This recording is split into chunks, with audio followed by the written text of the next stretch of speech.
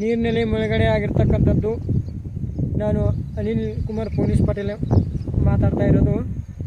ಈ ರೈತರ ಬದುಕು ಹೇಗಾಗಿದೆ ಅಂದರೆ, ಸಂಪೂರ್ಣ ಕೈಗೆ ಬಂದ ತುತ್ತು ಬಾಯಿಗೆ ಬರಲಿಲ್ಲ.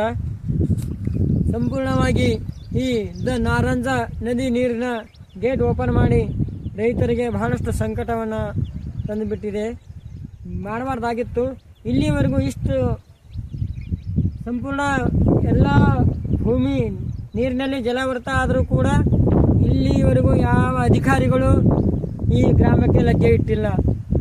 ಯಾವ ಆಫೀಸರ್ಸು, ಯಾವ ಲೀಡರ್ಸು, ಯಾವ ನಾಯಕರು ಕೂಡ ಕೇರ್ ಮಾಡ್ತಾ ಇಲ್ಲ.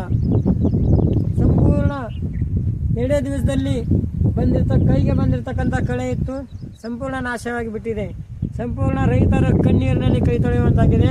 ಕೂಡಲೇ ಆದಷ್ಟು ಈ ವಿಷಯ ತಿಳಿದು ಅಧಿಕಾರಿಗಳು ಈ ಕೂಡಲೇ ಈ ಗ್ರಾಮಕ್ಕೆ ಭೇಟಿ ನೀಡಿ ರೈತರ ಅಹವಾಲುಗಳನ್ನು ಸ್ವೀಕರಿಸಬೇಕಂತ